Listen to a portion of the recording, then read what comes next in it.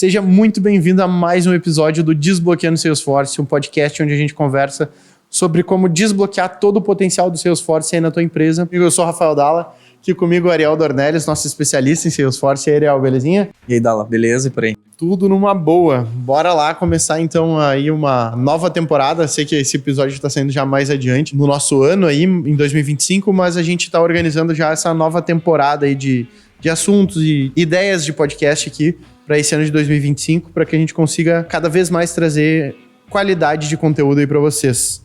Lembrando que esse podcast aqui é organizado e idealizado pela SR Consulting, a maior consultoria em Salesforce do sul do Brasil, e também a mais indicada pela própria Salesforce. Então, se tu precisa realmente desbloquear o potencial do Salesforce aí, entre em contato com a gente que a gente vai ter o maior prazer em te atender. E o tema do nosso podcast de hoje são implementações mal feitas, né? Como a gente resolve uma implementação mal feita e também como identificar uma implementação mal feita aí. E pra gente startar, eu queria já te perguntar uma coisa, Ariel. O que é uma implementação mal feita? É importante, né, a gente identificar, até para quem está acompanhando aí o episódio, talvez alguns já se identifiquem, né, já estão com essa dor de má implementação, e talvez outros comecem a abrir os olhos de que, opa, eu tô indo para um caminho que talvez não é o ideal, né. Então é um episódio mais de alertas ali, né, informativo, educativo. Sim. Nesse sentido de alertas aí para o que a gente vê nas experiências aí ao longo dos nossos projetos e diagnósticos aí que a gente foi fazendo ao longo do tempo. Então, só um disclaimer disso, né? Esse episódio, a ideia desse assunto aí, ela veio por conta disso. No nosso processo comercial ali de assessment, a gente acaba vendo muito esse cenário. Eu acredito que provavelmente é o tópico número 1, assim, de dores dos clientes que vêm falar com a gente, né? Buscar a consultoria da SR por exemplo, algum trauma, passei por um trauma de implementação, a implementação não tá legal, não tá gerando valor, e aí a gente precisa fazer que a gente chama ali essa reversão, né? A gente conseguir mudar essa situação onde um alto investimento foi feito no projeto, na plataforma, e não tá se extraindo o valor esperado dela, né? Então, aprofundando agora no assunto, né, de como que a gente identifica, tá? Tem alguma... Por exemplo, assim, eu tô na minha empresa, mas pra mim até então meu CRM parece estar ok, né? Tem alguma característica, assim, que da tua experiência tem, assim, se tu começar a analisar por aqui, tu já vai começar a entender se tá mal feita a implementação ou não. Boa, tem sim. Tem vários, até eu tô tentando colocar eles numa ordem cronológica que faça mais sentido, mas o principal ponto que eu vejo, talvez por importância, é a baixa adoção. O time não utilizar. Entendi. Isso é um sintoma muito, assim, há uma grande chance de que a implementação não tenha sido bem sucedida.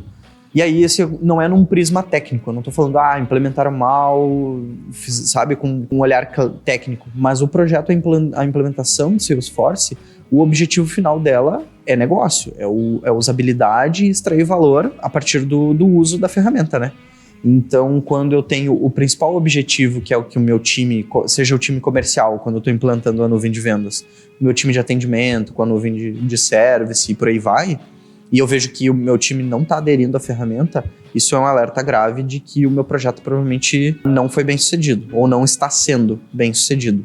E aí tem vários motivos que vão desencadeando. Se a gente for fazer um aprofundamento ali de porquês, né? Por que o time comercial não utilizaria a ferramenta? Daqui a pouco os processos não foram bem mapeados. Sim. Existem muitos gaps, eles acabaram focando em funcionalidades que não resolvem o dia a dia do comercial e por aí vai. Então... sabe que eu, no mercado imobiliário, lido com CRM, né?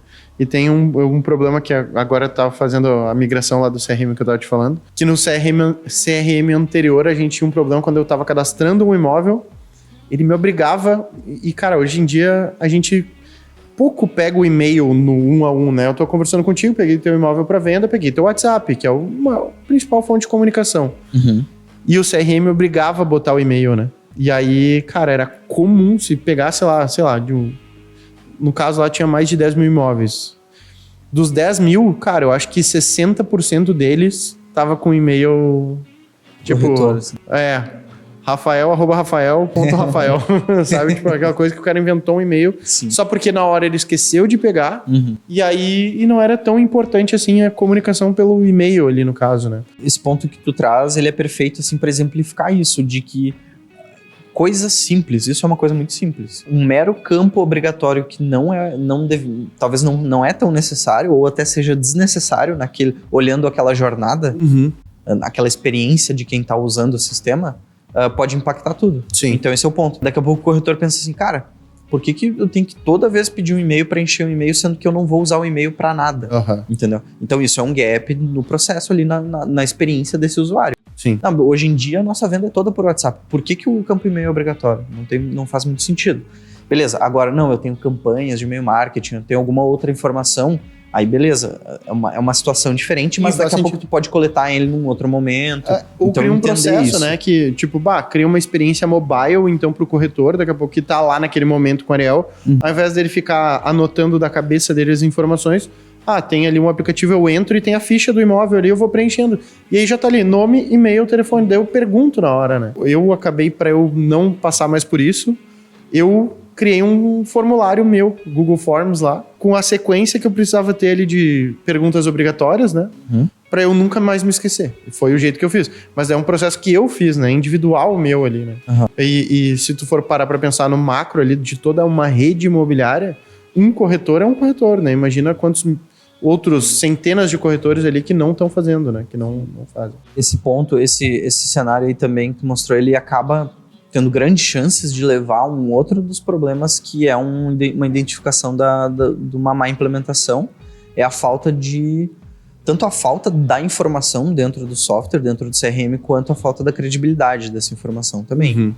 Então daqui a pouco é exatamente isso, por uma experiência, um detalhezinho que prejudica absurdamente uma experiência, uma jornada ali que precisa de agilidade, daqui a pouco alguma criticidade, e aí o pessoal acaba se forçando a fazer fluxos alternativos e colocar o dado em ferramenta alternativa e daqui a pouco ele esquece ou acaba não populando o CRM. Então daí a rede ali, nesse exemplo que tu trouxe, daqui a pouco tu mesmo, o próprio corretor, ele vai lá entrar no software, os dashboards não funcionam, os relatórios não funcionam porque tá tudo nesse controle alternativo. E aí daqui a pouco a matriz, o pessoal ali de back-office que tá olhando toda a rede, que quer fazer alguma estratégia e olhar esses indicadores, também os dados não vão estar fidedignos por conta de uma experiência ali ou algo que não foi mapeado que prejudica a usabilidade no dia a dia. Sim. Um outro ponto bem importante que é um reflexo de uma má implementação, e aí olhando com um olhar mais de segurança e um olhar técnico também, é a falta de governança, tá?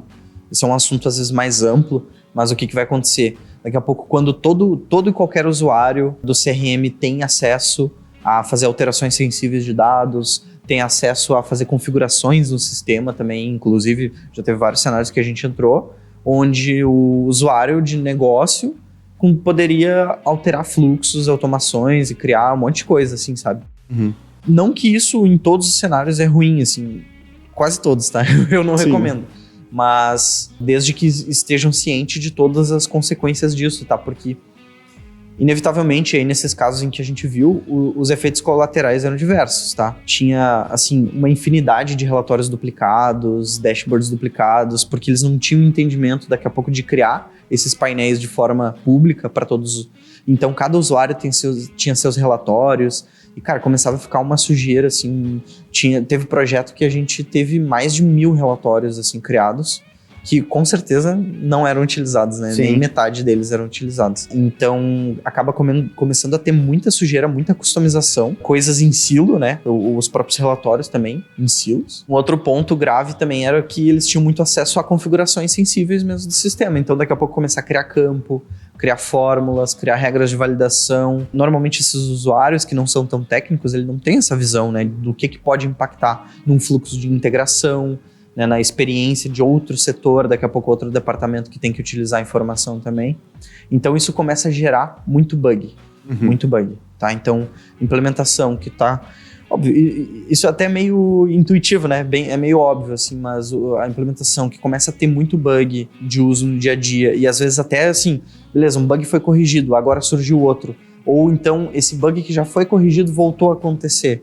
Isso tudo é um reflexo, assim, de governança, né? De más práticas ou a inexistência, né, dessas práticas de governança, que vão fazer com que, cara, eu tenho um time especializado que vai fazer a configuração, eles vão ter os acessos a poder criar campos customizados, eles vão poder ter acesso ao ambiente de teste, de desenvolvimento, de validação, antes de ficar fazendo alterações direto em produção. Isso daí é um ponto que em vários podcasts a gente acabou falando, né? Tem casos em que o pessoal só mexe em produção, sai alterando. Sim, vai embora. E vai embora, exato. Então, essa falta de governança acaba gerando isso, tá? Muitos bugs, retrabalho para corrigir bug, às vezes bug que foi resolvido voltou, e às vezes também muito tempo, muita demora, né? Para conseguir resolver ou implementar novas funcionalidades também acabam se originando por conta dessa falta de governança. Essa falta de governança tu fala dentro do próprio CRM ali. Exatamente. Dentro do próprio CRM. Sim. A questão de também, eventualmente, uma coisa que aconteceu bastante, que eu vi, às vezes, era usuário que não deveria ter liberação para excluir outros usuários, excluindo, sabe, usuário. Já aconteceu comigo, inclusive, eu tava trabalhando numa rede de imobiliária e um gerente da outra imobiliária, da outra loja, na verdade. Cara, não sei porquê ali, eu senti maldade, vamos botar assim, eu senti maldade, eu tinha entrado novo, tava me destacando, a minha equipe tava indo bem na imobiliária lá, e simplesmente no final de semana a gente ficou todo mundo sem CRM, porque a gerente da outra loja deletou o nosso usuário, tipo, meu e dos corretores da minha equipe, assim, sabe? E depois a gente foi descobrir dava pra ver o histórico ali pelo log, quem que tinha excluído e tinha sido outra gerente, assim, sabe? E daí... Cara, aquela coisa... Isso é um problema grave, né? Pois muito exatamente. Justamente essa questão da governança ali, né? E dependendo de como foi implementado, daqui a pouco eu tenho atividades ou dados associados a esses usuários que no momento que exclui se perde também. Sim, então total. pode perder muita informação. Tudo. Pode se perder, dependendo de como foi feito, pode se perder muita informação. Então, às vezes, um mero detalhezinho, isso é uma falha de segurança grave, né? Sim. Que... Isso tem efeitos consequências bem graves, né? E aí, nesse trabalho, nos projetos, a gente sempre faz esse mapeamento, né? Então, identificar quem são os perfis, tipo uma matriz de responsabilidades, né? Atribuições. Qual perfil vai ter acesso a quais objetos, a quais campos, né? O que eles vão poder fazer. Sim. Então, isso tudo é importante, né? De ser definido. Vou te fazer uma pergunta curiosa, assim, no meio do caminho, porque... Eu nunca estive do lado da consultoria, né? Eu sempre estive do lado do usuário. Como é que a consultoria organiza isso, né? Porque pra mim, como usuário, eu tô ali simplesmente usando um sistema e sei lá, bate numa hora ali. Vou dar um exemplo do que tá acontecendo agora. Eu gero um novo imóvel. Quando eu clico lá pra começar um novo imóvel, a cadastrar um novo imóvel, ele gera um código desse imóvel. Só que como, digamos, eu e o Léo, a gente começou a cadastrar junto. Gerou o código 1016 pra mim, e gera o 1016 pro Léo. Ele só vai ocupar o 1016, ele vai parar de gerar o 1016 quando eu salvo, né? Lá dentro desse CRM lá que eu tô falando. Tá. E aí, tipo, se eu salvar antes do Léo, o Léo vai perder todo o trabalho que ele fez. Ele cadastrou tudo, chegou lá no final, botou em salvar, vai dar erro. Ele vai ter que recomeçar, gerar um novo, e se alguém começar com ele o 1017, e vai. Só que, tipo, isso é um problema bem específico, mas normalmente, eu, por estar dentro do CRM, eu já tô te explicando mais familiarizado com isso, eu tô te explicando todo o contexto, assim. Mas para consultoria, normalmente começa a dar uma perda de adesão, tipo, eu não vou cadastrar mais. Vamos botar assim. Não vou mais cadastrar ali. O corretor se revoltou, o usuário lá, o comercial da equipe se revoltou. Tá, mas por quê? Porque dá erro quando eu vou salvar. Como é que a consultoria começa porque normalmente o usuário, ele se... essa problema de implementação, como é que tu começa a entender assim, cara, tá com um problema de implementação aqui, mas normalmente o usuário ele só se rebela, né? Porque o CRM é ruim. O CRM é ruim. Tipo, entra aquela coisa de, o CRM não funciona, não é bem como eles me venderam, não é assim. Vocês vão escutar mais esse lado, nesse primeiro momento, isso, né? Como que a consultoria vai conseguir fazer esse trabalho investigativo, assim? Como é que funciona para vocês? Cara, o problema não é o CRM, é que foi mal implementado. Tipo, vocês estão fazendo uma implementação do Salesforce. A equipe está reclamando de uma coisa. Mas para vocês se aprofundarem, assim, porque normalmente o problema da implementação ele acaba acontecendo com porque tá atrapalhando o meu trabalho e não me ajudando como CRM. Sim. Assim, tem duas perguntas aí dentro. Tá? A primeira que tu falou foi desse caso de salvar a concorrência ali, né? Esse é um ponto que eu quero separar na resposta, porque isso é erro de design de sistema, tá? Em nenhum momento é impossível os dois clicarem ao mesmo tempo, no mesmo milésimo de segundo ali. Quando chegar no banco, vai ter um milésimo de segundo vai ser diferente. Então é falha de implementação, de arquitetura, tá? O código foi gerado antes e ele ficou travado naquele código e aquele outro processo que está em paralelo não sabe desse código. Então questão... a gente vai entraria um pouco técnico, mas é de design de arquitetura. Tem como, via arquitetura de sistemas, tu resolve isso, tá? Não acontecer. Eu pensei numa solução, né?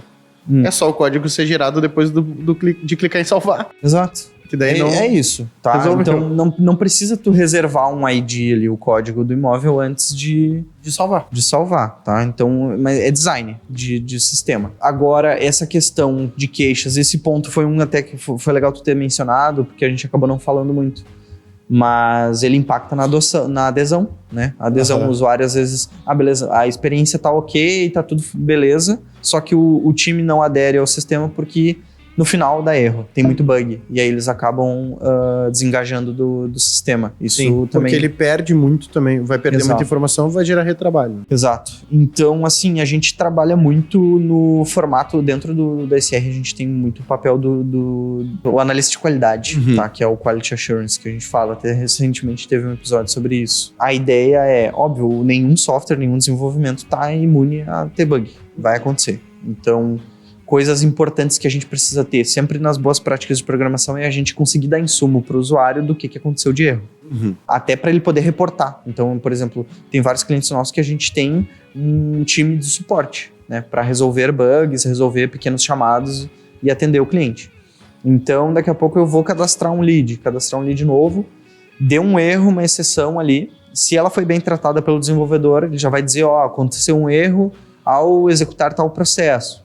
Esse foi o erro que aconteceu, entendeu? Então tem essas informações. Formato de log, tanto com log, quanto daqui a pouco uma mensagem amigável para o usuário também, tá? Isso é um ponto. Outro ponto que a gente faz, para esses clientes que eles acabam tendo esse tipo de suporte nosso, eles abrem um chamado ali, o nosso time vai analisar e vai dar o diagnóstico. Então a gente consegue acessar o org deles, consegue acessar os logs, ver, por exemplo, até o log do usuário. Então, para quem que deu esse erro? Foi o Rafael Dalla. Então deixa eu ver os logs lá do Rafael Dalla e entender o que aconteceu naquele processo para a gente identificar qual foi o gap. E aí, a partir disso, a gente consegue também reproduzir um dos passos é reproduzir esse bug num ambiente de homologação, um ambiente seguro ali de testes, para daí a gente fazer a correção, aplicar e validar se foi resolvido e aí subir para a produção e corrigir lá para o cliente. Tá, então, não sei se eu respondi se era essa a tua dúvida, mas... É que normalmente para vocês, a minha dúvida tu respondeu no meio do processo e tu respondeu, que é aquela coisa, vai chegar para vocês uma reclamação e não necessariamente o problema, né? Cara, a equipe tá reclamando que não tá funcionando pra salvar o... E isso a gente tá falando já do último caso, de que, tipo, passou todas as etapas e ainda tem um bug, porque a gente tem muitas etapas pra filtrar ao máximo e não ir nada de bug pra produção, para os usuários pra a operação conseguir rodar 100%. Sim. Então, por exemplo, fizemos um desenvolvimento, o desenvolvedor codou, implementou ali as funcionalidades, ele mesmo vai testar as funcionalidades dele, vai mandar para um ambiente de teste, o nosso analista de qualidade vai validar, vai rodar uma bateria de teste, ele vai ver se está tudo ok, vai identificar, deu bug, alguma coisa assim, ele vai retornar, o desenvolvedor vai corrigir e por aí vai. Entendi. Até depois a gente mandar pro cliente, para o usuário de negócio do cliente validar em um ambiente de aceitação ali, tá, para dar o ok final, para daí sim ir para o ambiente produtivo e o time começar a utilizar. Então tem várias etapas onde já vai sendo... Para evitar isso. Já vai filtrando um monte de coisa. Aí beleza, mas tinha um bugzinho num cenário muito específico, foi passando, ninguém validou, ninguém viu, passou e foi para produção. E aí aconteceu com alguém. Beleza, daí a gente tem esse suporte com um nível de criticidade maior, porque é bug de produção. Então o nosso time vai lá, daí entra na org, olha os logs, etc, para identificar se... muitas vezes é alguma particularidade, porque às vezes mesmo a mensagem sendo intuitiva, às vezes o pessoal não lê. Então, tipo assim, não foi possível salvar esse lead porque precisa informar tal coisa, sabe? Então, tem algumas questões, então a gente analisa se é preenchimento, se é o dado, alguma informação assim, ou não, é um bug de código que precisa de um fix, que a gente chama, né? Então, uma nova release que vai subir para arrumar. É um ponto, né? A gente falou, né, de falta de dados sendo preenchidos no CRM, dados inconsistentes ou a credibilidade, né, do dado. Muito também essas questões ali de adoção, engajamento. Os bugs também. E aí, dentro dos bugs também um ponto bem particular, assim, mas que ele é comum, que ocorre, é de começar a ter muitos fluxos de automação feitos assim de uma forma não tão planejada, com um olhar de arquitetura, um olhar mais técnico, e que eles acabam conflitando entre eles. Então daqui a pouco eu tenho um fluxo que atualiza um dado do lead e eu tenho outro fluxo que acaba sobrepondo aquela informação.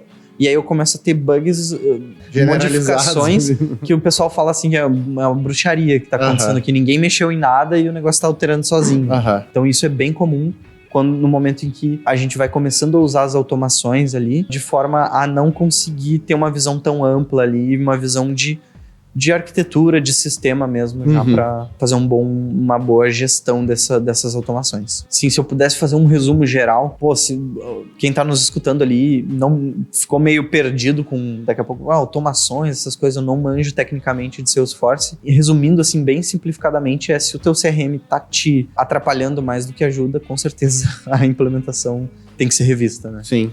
É um sinal claro de uma má implementação aí do CRM. E normalmente a SR também, ela pode ajudar vocês através de um processo de assessment, né? O que é um processo de assessment? A SR, ela vai fazer uma imersão na tua empresa e vai entender, ela vai te ouvir, vai conseguir compreender quais são os problemas. E ela também vai diagnosticar esses sinais de alerta, tu tá com problema de implementação. Se tu tá com baixa adesão no teu CRM, a galera não tá, o time não tá usando o CRM como poderia e tu sabe disso, é importante entrar em contato com a SR, mas a gente tem um presente aqui do podcast para te dar. Esse processo de assessment, ele normalmente custa aí, dependendo do ecossistema ali do Salesforce, do tamanho que a gente está falando de empresa, é comum custar seus 10 até 40 mil reais, por exemplo, um processo de assessment como esse. Mas para quem escuta o podcast, esse processo é gratuito. A gente te dá de presente esse processo. Lendo o QR Code aqui na tela ou clicando no link na descrição aqui do vídeo, tu vai entrar na página da SR e lá vai ter um espaço para tu colocar um código. Código que a gente vai liberar agora aqui no nosso podcast. Bagunça. Fechou? Eu não tava esperando por essa. Bagunça? Pode ser. Se o teu CRM, tu tá notando que ele tá bagunçado, o código vai ser bagunça. Então tu entra lá, solicita o contato da SR, coloca lá no código bagunça, que a gente já vai saber que tu entrou através do nosso podcast aqui e vai te dar de presente esse processo de assessment aí para desbloquear o potencial do teu Salesforce aí na tua empresa. Fechado? Oriel, mas para ficar bem claro, assim, para identificar que o meu sistema não tá legal, tá? Quais são os principais indicativos, assim, se isso daqui tá acontecendo, sinal de alerta aí para ti. Tá, boa. Assim, muitos a gente já falou na primeira pergunta, então, só para não ser repetitivo, aqueles ali são bem importantes, no sentido de muitos bugs, falta de adoção do usuário, esses são sinais de alerta bem importantes, mas alguns outros, assim, que são muito comuns e que a gente ainda não mencionou, tá? Campos e objetos customizados para funcionalidades já existentes. Redundância, sabe? Customização de coisas já existentes. Isso é bem comum de acontecer e assim, eu acho que é o sinal de fumaça um dos mais, assim, se não o mais, tá? Que vai custar dinheiro também, né? Já custou. Não vai custar, quer dizer, vai custar e já custou, tá? Porque tu pagou por uma coisa que já estava pronta na licença que tu comprou. Entendeu? Então, por exemplo, que nem eu falei, já teve vários casos que a gente viu o funil de venda todo customizado, lead customizado, oportunidade customizada. Isso tudo tu já pagou na licença que tu tá pagando pela Salesforce. Contratou pela Salesforce, já existe, tu já está pagando por esse desenvolvimento que foi feito. E aí, se tu contratou uma consultoria que customizou tudo isso por cima, tá pagando de novo. Entendeu? Fora que tu vai pagar no futuro funcionalidades novas que foram implementadas nativamente, né? Então, funcionalidades novas por leads, atualizações, e que se tu, né, se a tua implementação não tá desconsiderando essas funcionalidades, vai ter que aplicar elas para essa estrutura customizada, tá? Então, esse aí é... E pode levar a estourar também os limites, né? de storage, não é? Bom, olha aí. Isso aí, com certeza. Tanto que, daí fazendo gancho, acho que a gente já falou desse caso, que era uma estrutura customizada de itens de pedido.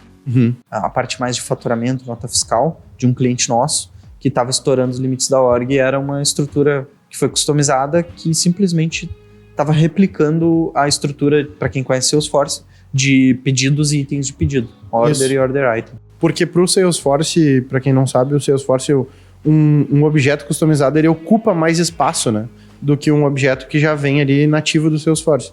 Então, dependendo do volume de dados que tu trafega ali, vai estourar o teu limite ali com o Salesforce e vai vir um boleto maior, né? Porque a Salesforce cobra quando passa desse limite ali da org, né? Fazendo um outro gancho, acho que é um reforço, porque até tu trouxe naquele exemplo ali da imobiliária. Sim. Se o teu time tá utilizando de controles alternativos, planilhas alternativas, ou tá tendo que fazer o famoso Alt-Tab em vários outros sistemas para buscar e validar informações, esse também é um sinal grave aí de que a implementação do teu CRM não foi bem sucedida, ou assim, tá longe ainda de desbloquear o potencial do Salesforce, tá? Porque a ideia do teu CRM é, de fato, atingir a tão estimada visão 360 do cliente.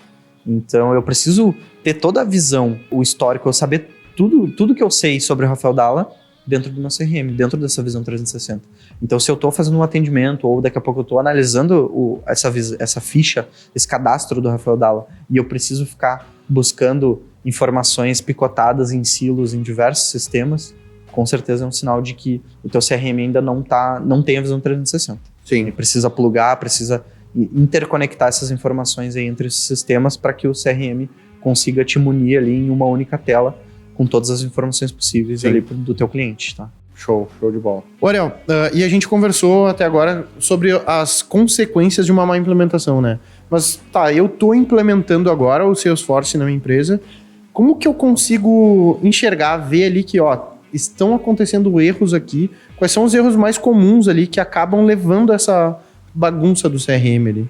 Tentando colocar numa ordem mais cronológica também, tá? Acho que começando ali, o primeiro ponto é a ausência ou daqui a pouco não dedicar tanto esforço e tanto tempo em um planejamento de implementação, tá? Isso daí, acho que é o começo aí ou do projeto de sucesso ou dos problemas que vão vir a ter, tá? Então, isso aí, como a gente fala várias vezes ali num formato, normalmente quando a gente entra ali junto com os nossos clientes, é num formato de diagnóstico, né? Então a gente vai fazer esse assessment, fazendo um checklist. Tem alguns cenários que a gente olha, por exemplo, quando é uma implementação de fato do zero, ou quando o cliente já implementou, já passou por os problemas, a gente tem que ou reimplementar ou fazer um refactor ali, né? Refatorar tudo aquilo. E aí, a partir disso, a gente tem algumas particularidades durante esse processo, mas basicamente é para fazer esse mapeamento, entender assim, para quem está implantando o CRM, o que tu tá querendo resolver com ele, né? O que te motivou a contratar o Salesforce, né? Quais os teus objetivos, né? Qual que seriam os indicadores ou as métricas, o que mostraria para ti que tu teve ROI, teve resultado, o que melhorou ou tu pretende melhorar com a implementação do CRM. É aumentar tuas vendas, é aumentar o NPS, melhorar a qualidade, né, do teu atendimento, melhorar a tua geração de leads e por aí vai. Sim. Então a gente entende quais são os objetivos. A gente faz um mapeamento de também, tá, qual é o teu cenário atual. Então é muito parecido com um planejamento estratégico de empresa. Quando tu for ver assim numa gestão, eu estou no ponto A e preciso chegar no ponto B. Então é um mapeamento do meu as-is, ou como eu estou hoje, onde eu estou hoje e onde eu quero chegar. E aí quais são os riscos, quais são os ofensores, quais são as oportunidades, os caminhos que eu tenho que trilhar para chegar nesse ponto B. Sim. E a gente faz a mesma coisa com o Salesforce, né, com o CRM. Então, quais são as dores do teu processo hoje? Tem processo? Está mapeado? Como é que ele está desenhado, esses processos? Quais são os casos de uso que o CRM vai ter? Então, por exemplo, em gestão de leads, prospecção de leads, qualificação, nutrição desses leads, conversão, geração de oportunidades, pipeline. Quais são esses casos de uso? A gente mapeia isso, como ele é hoje.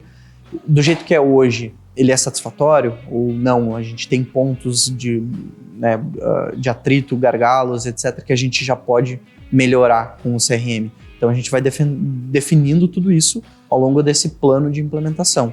A partir depois de várias sessões, de vários diagnósticos, essas reuniões, entrevistas que a gente acaba chamando, a gente consegue ter esse plano estratégico desenhado e aí a gente consegue propor um backlog, né, um escopo de trabalho que daí de fato vai ser implementado. Então esse é o ponto 1 de planejamento. Sem isso daí a gente já começa a ter grandes problemas, porque a gente vai começar a identificar esses gargalos ao longo do projeto. Isso é ruim porque vai ter muito ofensor, muito impedimento, muitas coisas a serem replanejadas e com certeza uma estimativa de projeto feita sem essas etapas, com certeza vai ser incorreta, imprecisa. Sim, vai dar ruim.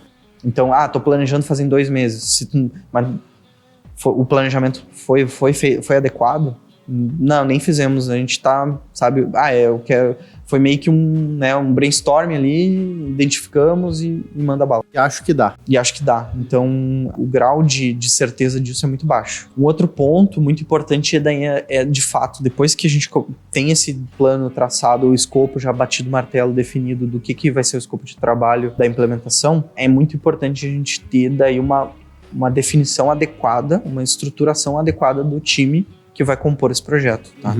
Então, tem muitos clientes que, às vezes, aí nesse ponto, eles olham muito no bit o preço para tomada de decisão. Às vezes, normalmente, a gente acaba sugerindo um time mais completo, multidisciplinar. Então, por exemplo, um consultor, um especialista, que ele tem essa visão de negócio aliada com as funcionalidades do Salesforce, que ele vai fazer o meio de campo. Então, para entender com o cliente essas dores e necessidades, e aí a gente conseguir transcrever isso em funcionalidades do Salesforce.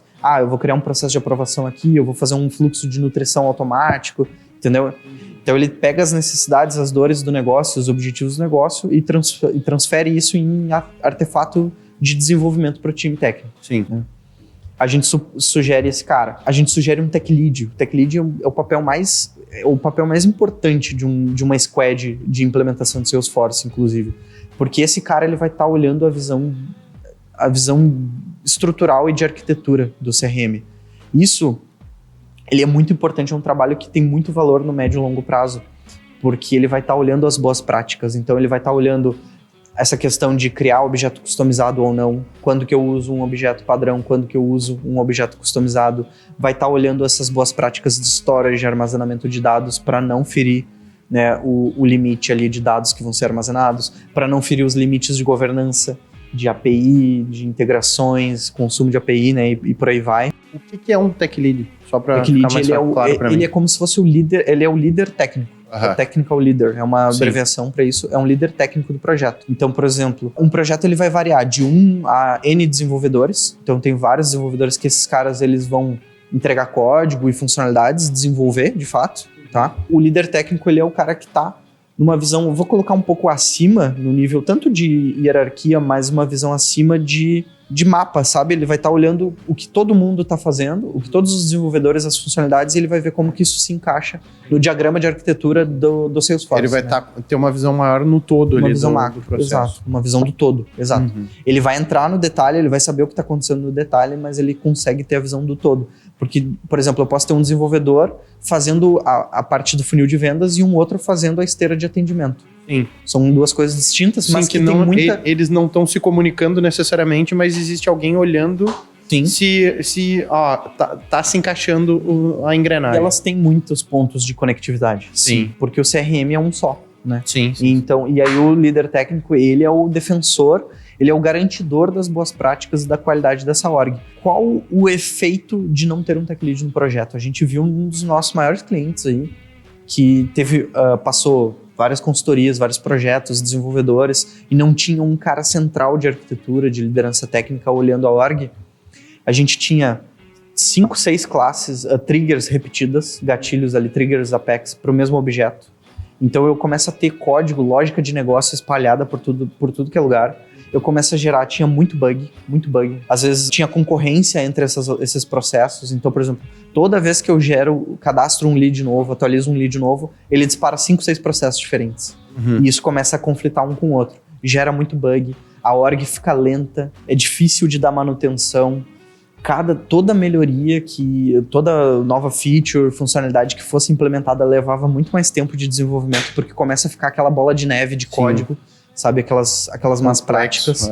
Então, o tech lead, ele vai olhar isso, ele vai colocar ele vai definir os padrões, os padrões de design de código. Então, como que a gente organiza, vai ser por camadas, como que a gente vai desenvolver o código e organizar as coisas para que fique fácil e fique mais rápido. Então, ao invés de eu vou implementar uma nova feature que é para integrar um novo sistema numa arquitetura desenhadinha, definida, onde o time já conhece o padrão, sei lá, levaria, eu tô chutando esse número, tá? Levaria 2 dias. Agora, não, eu tô numa org que não tem padrão, que já tem anos de uso, um monte de desenvolvedor fez coisas diferentes no seu padrão, sabe? Com a peculiaridade de cada um, e o código tá espalhado por aí, cara, vai levar uma semana, entende? Então isso começa a impactar de várias formas, tanto na velocidade da entrega, na qualidade da entrega, a experiência, a usabilidade do sistema vai ser prejudicada. Então o Tech Lead, ele é o guardião disso tudo. Entendi.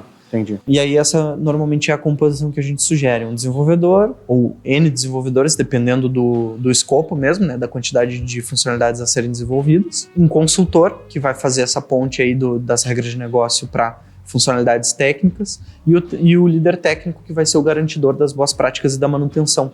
Ele garante o nível de a saúde do ambiente ali, da org, que a gente chama, né? Tanto no curto como no longo prazo ali, que o desenvolvimento seja sustentável. Porque a gente vê, isso é bem comum no desenvolvimento, o software que foi criado novinho, do zero, ele tá bonitinho, performático, rodando muito bem. E aí, dependendo, se eu não tenho boas práticas de manutenção desse software, ele começa a se deteriorar. Né? Ele vai ficando difícil de manter, ele vai ficando lento, ele tem muito bug, muito problema. Vai travando. Isso é um reflexo de práticas ali de manutenção, né, e sustentabilidade do código que não estão sendo efetivas ou nem sendo conduzidas. Né? Sim, chega uma hora que tu não vai mais conseguir resolver, tu vai ter que... Cara, escrever, né? Isso, para tudo e vamos começar do zero. Tem muito software que é... Cara, aqui eu abandono. Muitas empresas eu já vi isso. A gente tem que abandonar esse software e gerar um novo. Fazer um novo. Fazer um 2.0, tal 2.0. Vários projetos assim já. Cara, e tu falou dessa questão de, tipo, eventualmente, como já virou um grande emaranhado ali, daqui a pouco parece que, cara, eu vou parar aqui, vou começar tudo do zero, ao invés de tentar remendar tudo que já tá complexo aqui.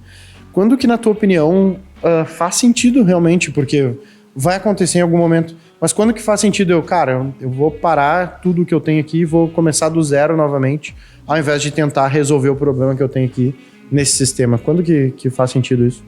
Essa pergunta, tem uma resposta complexa, tá? Mas também tem uma simples. Em muitos casos, a gente já teve vários diagnósticos que a gente fez, orgs que a gente analisou, e tinha casos bem cascudos, assim, sabe? De má implementações, más práticas sendo implementadas e muitos problemas na org, tá? Tinha casos em que reescrever elas do zero era praticamente inviável, porque eram orgs de anos de uso, muita funcionalidade implementada.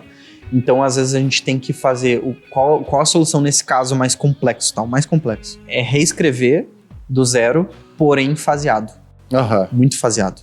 E com muita calma. Entendi. Então, pegar, quebrar, sabe? Fatiar essas reescritas. O que tá mais gritante, aí a gente prioriza. O que tá pior, o que tá mais gritante e que a gente precisa refatorar com mais urgência.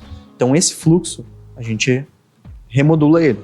Nas boas práticas e tudo mais. E é assim que a gente vai fazendo. Agora, tem casos onde não é uma org que tem tanta funcionalidade, assim, a ponto de ser inviável a gente reescrever isso tudo em tempo hábil, vamos dizer assim.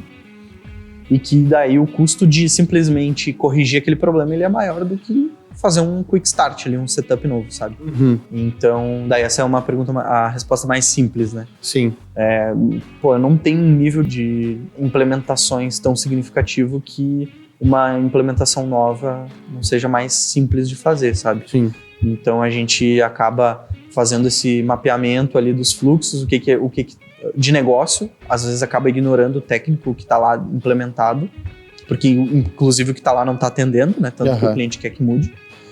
Então, e aí a gente reescreve do zero e às vezes em vários cenários isso foi mais rápido, mais efetivo, mais seguro, inclusive também, para entregar para o cliente, tá? Ao invés de, às vezes o código tá tão mal implementado que a solução é jogar fora, realmente. Sim.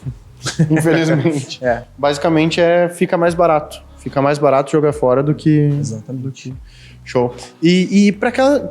Normalmente acontece de ter aquela empresa que tem o seu time interno ali e ele acredita que é melhor ter um time interno de Salesforce e não necessariamente ter uma consultoria junto ali, sem precisar de uma consultoria externa junto. E acha que com esse time interno do Salesforce ele vai conseguir resolver tudo. Tipo, qual é a tua opinião sobre isso? Assim, isso funciona ou não? Vou tentar dar uma resposta mais sem viés possível, tá? Ele é um famoso trade-off que a gente fala, assim, é uma troca. Não é uma troca, é uma escolha de... Cara, quando eu terceirizo isso para uma consultoria, eu ganho expertise, eu ganho benchmarking, eu ganho anos de experiência, né, em projetos. Então, se a gente for considerar, por exemplo, a SR Consulting, a gente já está chegando a mais de 100 especialistas em Salesforce. A gente tem...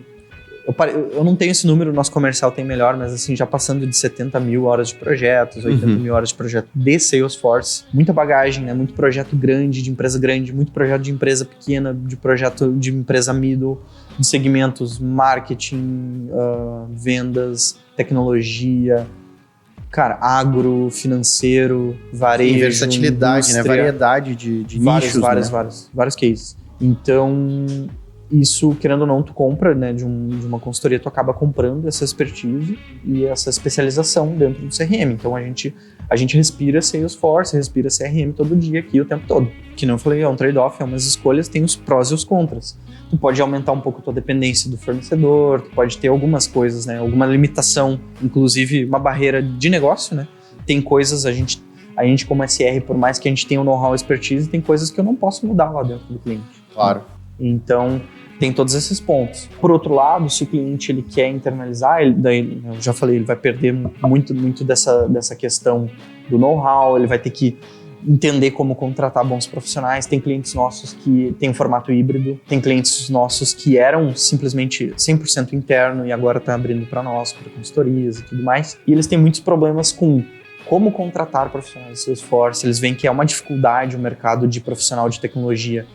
Tem uma escassez de profissional de qualidade, e aí quando a gente nicha para Salesforce, ele é mais escasso ainda. Claro. Então tem muito turnover, tem dificuldade de contratação, de manutenção, de manter um time de alta performance. Então às vezes eles contratam um profissional, ele fica um tempo, já vê que não está performando, não entrega, às vezes faz muita bobagem também, então acaba sendo desligado e tudo mais. Então é uma escolha do cliente se ele quer assumir toda essa curva. E aí as vantagens, beleza, rampei, superei todos esses obstáculos. Cara, tu vai ter um time 100% dedicado para ti, autônomo, que vai ter o core, o conhecimento de negócio, ele vai acabar absorvendo o teu core business e tudo mais. E ele vai contribuir pro teu, né, com essa visão dupla, né, digamos assim, técnica mais negócio. No nosso modelo de consultoria aqui do SR, a gente tem times que são parcialmente dedicados, tem times que são 100% dedicados e tudo mais, então a gente atua em vários formatos. Tem projetos onde nós atendemos 100% do Salesforce deles, dos clientes. Tem casos em que é híbrido, que é o cliente mais a gente. E tem formatos que é só o cliente, que daí a gente não atende, né? Existem no mercado aí. Os futuros clientes. Né? São futuros clientes. Mas eu acho legal porque, assim, normalmente os nossos clientes, o core deles não é CRM, não é Salesforce. Então, eu gosto muito do focar o meu core, focar os meus esforços no que é o meu core business. Sim. Então... É uma grande vantagem tu... Porque, assim, a minha equipe interna ali, eu tô com um problema X, né? E a equipe vai ter que ficar meditando, às vezes, em cima daquele problema ali, até achar a solução mais criativa, que mais vai se adequar até naquela situação. Coisa que daqui a pouco vocês já passaram, né? Com uma empresa lá do outro lado do planeta, às vezes, né? E aí... Isso é muito comum. Porque, inclusive, a gente tem uma dinâmica dentro da empresa que a gente faz as reviews dos projetos pra galera apresentar o que tá entregando pros outros clientes. Porque, pro todo, né? Pra empresa toda. Sim, pra todo mundo tá... Porque é muita dor comum, muito desafio igual, assim, e soluções que a gente consegue pegar lá no projeto, ou às vezes até só de saber, o fulaninho já teve esse desafio lá, vou lá falar com ele, ver como é que se ele tem uma dica, ou como que ele resolveu. Sim. Entendeu? Então, isso ajuda muito, sabe? Porque daqui a pouco a gente tá falando de meses tentando resolver, acertando e errando, para uma semana, uma reunião, eu tenho esse problema. Cara, a gente resolveu esse daqui lá do outro lado, assim. Acho que a gente pode implementar para ti, sabe? Então, às vezes é meses por uma reunião e acha a solução, né? Até batendo de cabeça até achar a solução. Exatamente. Então, realmente faz sentido, na minha visão, né? E sem ser enviesada, mas empresarialmente falando mesmo, faz sentido ter uma consultoria, né? Eu acho que é uma missão é uma missão ingrata quando a empresa quer sozinha, sabe? Ou ela vai para um formato de terceirizar com o fornecedor, ou num formato híbrido, né? Por exemplo, eu quero ter estrategicamente algumas informações dentro de casa, aqui alguns especialistas dentro de casa, mas eu quero trazer a bagagem, o know-how, a especialidade da consultoria e também ampliar, daqui a pouco escalar o meu serviço, as entregas de forma mais ágil, e eu não quero ter todo o esforço de ter que aprender a formar um time de Salesforce, né? Então, e contratar, e gerir, por aí vai. Sim. Cara, uma última pergunta, assim, ó, se... Digamos, tem um CEO assistindo agora, tem ali um diretor de uma empresa assistindo agora. Na tua visão, como que investir na recuperação do Salesforce para ti, para eles ali no caso, fariam ele gerar um lucro direto para o negócio? Boa.